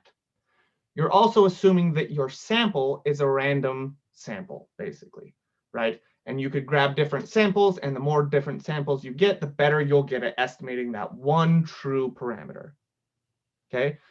Bayes takes a different approach. It says, okay, I have a sample, and that's all I got. I don't have 15 different samples. I have a sample. So I'm going to just assume that that is fixed, okay? Because I can't do anything else with it. So I have one sample of data. And what I'm going to do is I'm going to look at the likelihood of different parameters given this sample. Okay, so your parameters are assumed random and your sample is assumed fixed. Whereas in frequentist statistics, your parameter is assumed fixed and your sample is assumed random. Okay? So we have now, in this case, not a point estimate. We have a posterior distribution that gives us a distribution of possible probable means. Okay? So it tells us how likely each one is, but there's not any one that it says this is the mean. Okay? There's no point estimate. So we could look at the most likely, right? We could say, okay, here's our grid. We're just going to filter where the posterior is equal to the max of the posterior. So that's going to give us this, okay? So give us the row in the data where this posterior is maximized, okay? And the actual posterior is this value, but we don't actually really care about that. What we care about is over here, the possible mean. And the possible mean is 5. So in this case, it's a really simple estimation, right? But we got back the true thing as the most likely. But we also can do more than just this, okay? Because we have a distribution, we can summarize the entire distribution, and we can deal with things in a probabilistic way that's much more natural than frequentist statistics, okay? So this is not typically how we would do this, but we'll just do this for a second, and then I'll talk about how we would more typically do this here in a second. But we have now this posterior distribution, okay? What we can do is we can use that posterior distribution to make inferences about the mean. And so we can do this by sampling from that posterior distribution, okay? So let's draw 10,000 samples from that distribution, okay? So I'm sampling from this grid possible mean. These are all the values that could be there, right? And I'm getting 10,000 samples from that, where the probability of each of those means is going to be sampled according to the posterior distribution. Okay, so basically, if we think back on what our data set looks like, right, this table that we have, this grid, it has a column that is all the possible means from -3 to 12. And then we have a column in there that is the posterior, right? So let me go back just to here. The full data set, right, is going to be a row for every possible mean. And then we have this column for posterior here, right? And this is the max of the posterior, but anywhere below that, it's going to be less than that, okay? And this posterior, because of the way that we have done that normalizing, it will sum to 1, okay? So what we can do is we can say, give me all the values, give me values from the possible mean, where the probability of drawing any one of those values is equal to this posterior value.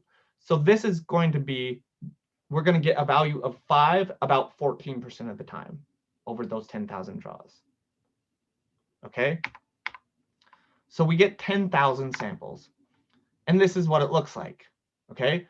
So we have our posterior samples. I'm just putting sample on the x-axis, and then I'm using geom histogram with bends is equal to 100 just so we can see every single one, right? And this is looking kind of spiky like that because we jumped in intervals of 0.1, right?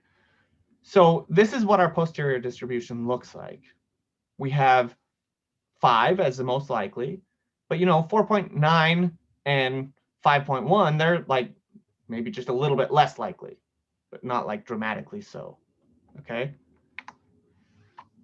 So we can look at the measures of central tendency, right? Again, this is going to give us things like what's the most likely mean. So we could look at the mean of the posterior distribution, and it's 5.00. We could also calculate the median, which is going to be less influenced by extreme observations, right? And that's actually typically what you will see used with Bayesian inference, because when you're using Bayes, as we'll talk about here in just a little bit, you're using this MC sampling. So it's like this random sampling to draw samples from the posterior distribution. And occasionally you'll get samples that are like really wild, like really way out there. And so you don't want to use the mean because the mean is influenced by those samples more than the median is. Okay, the median is just going to give you like the top of the curve. We can also use things like the spread. Okay, so look at the standard deviation of these posterior samples. This is basically the same thing in frequentist statistics as the standard error of the mean. Okay, but what is neat about this is that we can now compute what are called credible intervals. Okay, and credible intervals are very much like confidence intervals. They call them credible just to keep the terminology separate between Bayes and frequentist. They're the exact same sort of thing, except you can interpret them exactly how you want to interpret confidence intervals, but you can't. Okay, so we always want to say there's a 95% chance that the true mean is in this range or whatever, right? But you can't actually say that. What the confidence interval is in frequentist is under the assumption of random sampling, we would assume that we would get an observation like this 95% of the time, which is like less than ideal, right? That's, you want to interpret it in terms of probability. How probable is this observation or whatever? Okay, and that is how you can interpret it with Bayes for two reasons. One, you have this posterior distribution, which allows you to summarize things in any way that you want to very easily because you have the full sample and you can just pull things from it. But also, it's because you have that P, like remember what I talked about when we were introducing Bayes' theorem, this is like the equivalent of probability of LD given a positive test, not probability of a positive test given their LD. Okay? So what we can do here is I'm computing in this case an 80% credible interval, I almost said confidence interval, where we're saying, give me the quantiles of the posterior samples at the 10th percentile and the 90th percentile. Okay, so this is saying what are the values at those ranges? What's at the 10th percentile and what's at the 90th percentile? And that's going to give me an 80% credible interval around the mean. Okay, so we can be 80% confident that the mean is somewhere between 4.6 and 5.4. There's an 80% chance that the mean is in that range. Okay, what's the chance that the mean is less than 4.8? Probably shouldn't say true mean since it's assumed random, right? But what's the chance that the mean is less than 4.8? You can compute this super easily with Bayes statistics, but you can't really compute that as easily with frequentist. All we're going to do in this case is just sum the observations from our posterior sample where it's less than 4.8. Okay, and then we're going to divide that by the length of the samples, and then I've multiplied it by 100 here, so we get, instead of 0.1805, we just get 18. Okay, so there's an 18% chance that the mean is less than 4.8. Okay. What's the probability that the mean is between 5.2 and 5.5? Well, again, we can just sum the cases where that's the case. Posterior sample is greater than or equal to 5.2, and posterior sample is less than or equal to 5.5. And then we divide that by the length, multiply by 100, about a 28% chance that it's between 5.2 and 5.5. Okay, one more. What's the chance it's greater than 4.5? Sum the cases where it's 4.5 divided by the total thing, 95% chance. Okay, so all of this, these little examples here are just to show that once you have a posterior distribution, you can use it to calculate the probability of parameters being in a certain range in a much easier and a much more natural way than you would with frequentist statistics. Questions on that?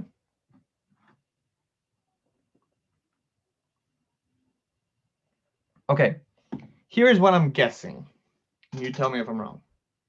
I am guessing that most of you are probably feeling like, holy shit, like this is crazy, right? Like this is really, really different.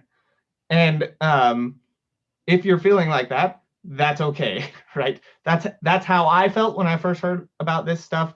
And it can be totally overwhelming and like really, really strange, like just very different thing. It's like all of this stuff that I was taught is now not really the case anymore in this framework. And like incorporating prior knowledge into my estimation feels weird too, because I was always taught, you know, you want to be as objective as possible, which that is a farce anyway. You can't really be objective.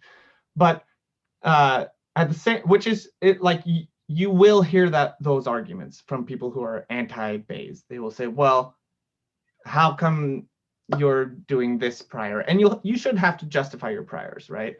But like you're just going in with some belief and then you're getting some output that confirms your beliefs. So cool. Why do you even collect data? But in reality, right, the way that we actually operate, like our brains, is much more like this, right? You don't approach any situation as a complete blank slate, right? You come into it with some preconceived notion, and then you get data in the form of like observing stuff, and then you change how you feel from there. In some cases, you have really strong prior beliefs about something, and so you observe something, and it doesn't change the way that you feel, because you already had really strong prior beliefs about that, right? But in other cases, you may not have as strong of beliefs, or even if you have really strong beliefs, you see something that is absolutely irrefutable, cannot be any other way, and so you change your beliefs anyway, right? That's how Bayes is working. It's the same sort of thing, okay? All right, let's just, for the sake of illustration now, let's try going through this same sort of process, but we're going to change our prior. Okay, so instead of using a standard deviation of 3, I think is what I did, I'm going to have a really tight standard deviation, 0.1. Okay, so I had my mean is 2, and I am super confident it is 2. Okay, so standard deviation of 0.1, that's going to be like almost not, like if you get beyond 2.4, right, that's going to be like only 2.5% of the time you would expect those observations. Okay, so that's going to look like this. The blue is my prior, right? The red is just the likelihood of the last point. But you can see my posterior has shifted, but not a lot, right? And so what I end up with as my most likely mean in this case is 2.3. So this is where I was saying now some people might say, well, that's not good, right? Because you're including such strong information in your priors that you're ending up with an answer that's basically just echoing back your priors. But two things about this. One, in this case, we know the true mean, so we know that this is not correct. But occasionally, you will end up in situations where you have a sample that is just really different from the rest of your sample. So if you have reasons to have a super, super strong prior like this, then this is basically going to guard your inferences. It's going to guard your inferences from basically changing too much because of one strange sample. Okay, and this is particularly important when you're dealing with small sample sizes. Okay, because when you have small sample sizes, your priors are going to matter a whole lot more than they do with large sample sizes, and I'll illustrate that here in just a second. Okay, but when you have small sample sizes, you're going to want to be careful about your priors, and most of the time, you're not going to have this strong of a prior, right? That's a really, really strong prior. So most of the time, it's going to be some balancing between your prior and your posterior. And if you want to be really conservative about it, just put flat priors, okay? And then you'll just let your data give you the answer, and then you'll essentially be doing the same thing. You'll be getting the same answer that you would get from maximum likelihood or any other frequentist estimation procedure, but you will still get all these benefits of being able to summarize the posterior distribution. Okay, so in this case, our most likely possible mean is 2.3. So let's say we observe the same thing, but now with tons of data. So we still have the same prior, right? But now I have 5,000 observations instead of 50. Okay, well, that's going to look like this. Here was my prior, and you can see we're thinking with our prior that observations around 5 are essentially 0 probability, right? That blue line is at basically 0.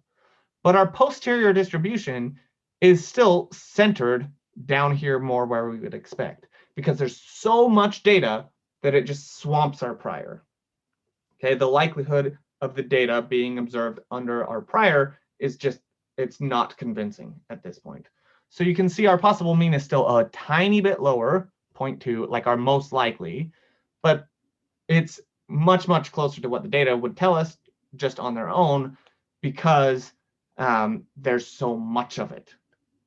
Okay, so this is again sort of balancing your prior beliefs versus what the data are telling you, and you mix those together to get your posterior distribution.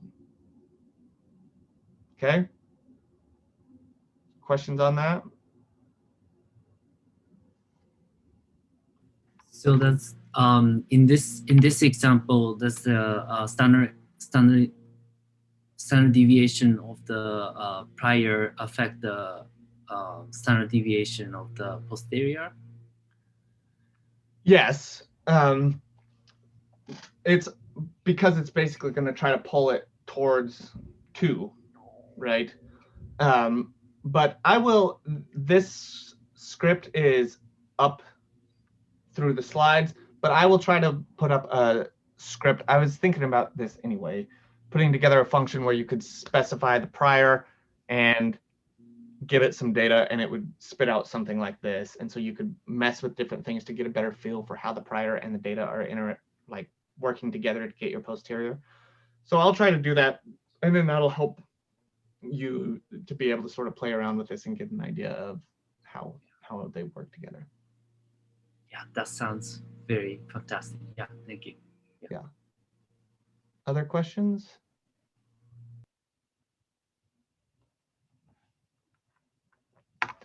Okay, so sort of let's just take a step back here for a second. The purpose of the prior is to include what you already know in your analysis, or what you already believe. Okay, so the strength of that prior should depend on your prior research, right? If you're in an area where this is the 500th time that this intervention has been delivered, and you have a good idea not only of what the effect should be, but what the variance in that effect should be, then you should specify your prior accordingly, right?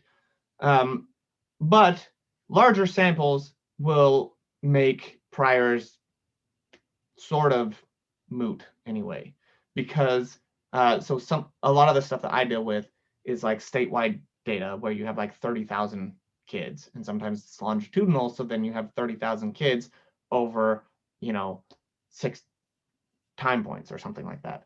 And so the priors almost don't even matter at that point, because the likelihood in the data is going to be so strong that it's just going to swamp any prior that you pass it anyway. But in many cases, the prior will matter. If you have if you have a sample of 30 kids, it's going to matter, right? Or even 100. So think through all of this in terms of updating your prior beliefs, right? What are your prior beliefs going into this? And if you don't feel comfortable saying that you have really strong beliefs in this thing in one way or the other, then just put flat priors and let your data do its thing, okay? And this whole framework is super, super different, right? Super different. And that's why I wanted to spend the time talking about this and not just jumping straight to modeling, because I think it's really important to think through this in terms of what is happening under the hood when you're fitting a Bayesian model. But you're able to do some things with that model at the end that you're not able to do very easily anyway with most frequentist statistics. So that's really helpful. The other thing is, it is super common that you'll run into estimation issues with maximum likelihood and you just can't fit the model, right? And if you use Bayesian statistics instead, you will be able to fit the model. It might take a long time and it's going to be pretty computationally intensive, but you can almost always find a way to fit the model using Bayes, even if you can't get it to estimate without convergence warnings or errors using maximum likelihood. Okay, so just from a totally practical applied perspective, that's a reason to learn at least the basics of Bayesian statistics, is because you'll probably, if you do a lot of modeling, you will almost surely end up in a case where you're fitting a complex model that gives you convergence warnings or errors with maximum likelihood that you will not get using Bayes. Okay? All right. Bayes for regression. We only have like 10 minutes, so I'll try to get through just the first part of this, and then next time we will start with implementation, okay? Actually fitting the models in R with the BRMS package, okay? Any questions though before I do this?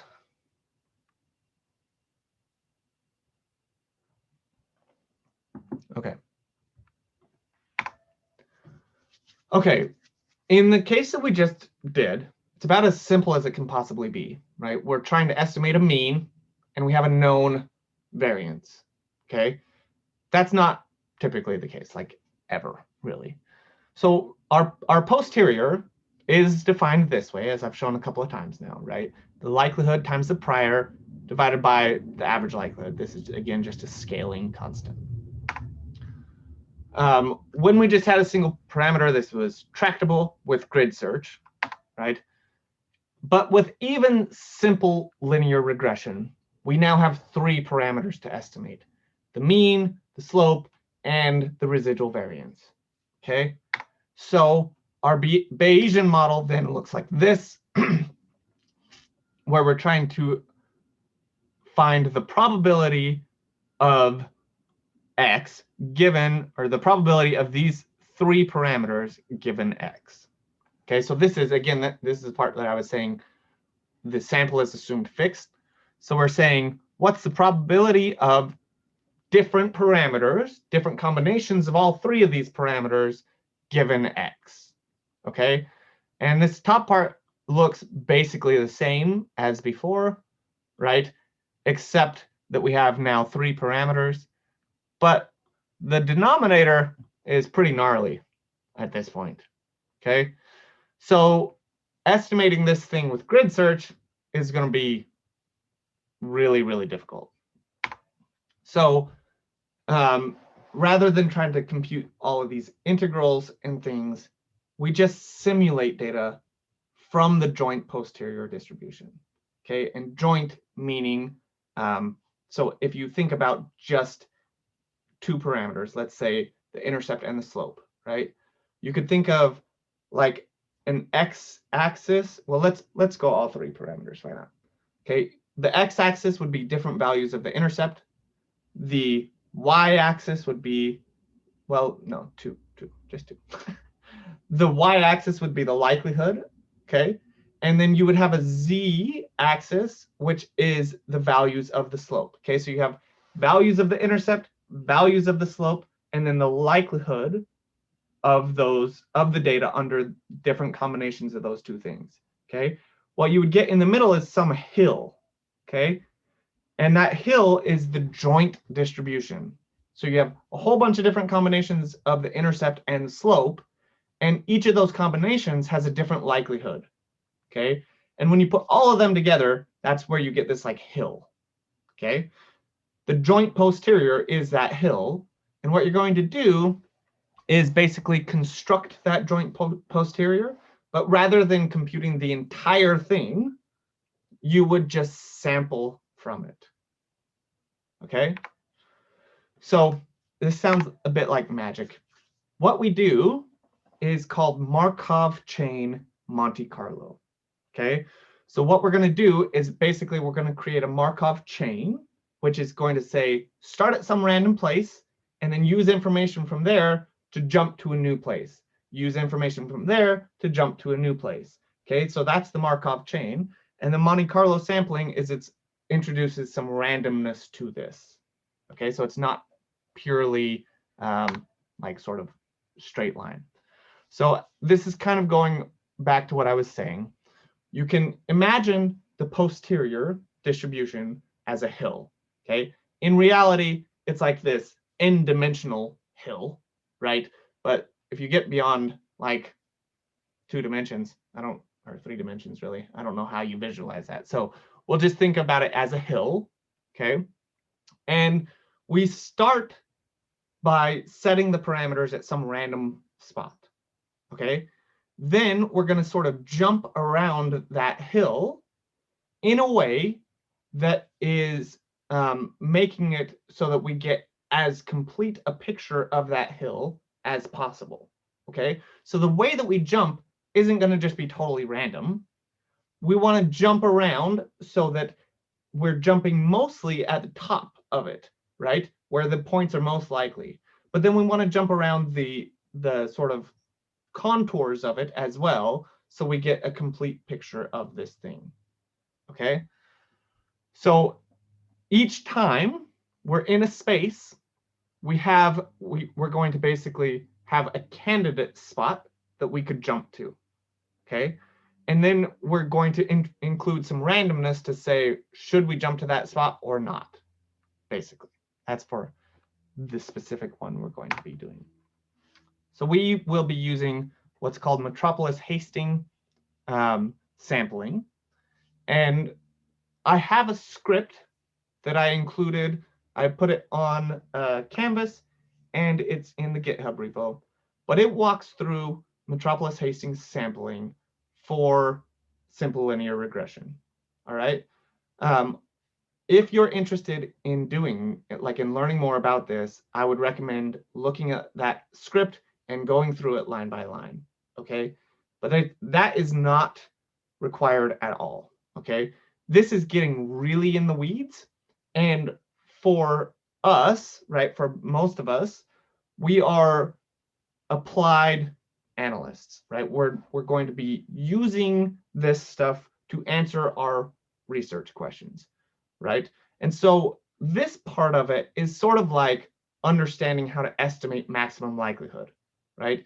It's important, but generally we don't dive into those equations and things very much, all right? So that's what this is, but I want you to at least have an idea of what is happening, okay? So basically, when we're doing this sampling from the posterior distribution is not completely random, but it may not totally make sense either. It still is like baffles me, even though I've thought of it a lot, okay? What we do is we're at some place on that hill, right? And we have this f of x, which basically gives us the probability of the parameters under that at that point, okay? And then we have some candidate spot that we could jump to, all right? And we compute this ratio between the two of them. So because they're basically on the probability scale, this ends up being something, right?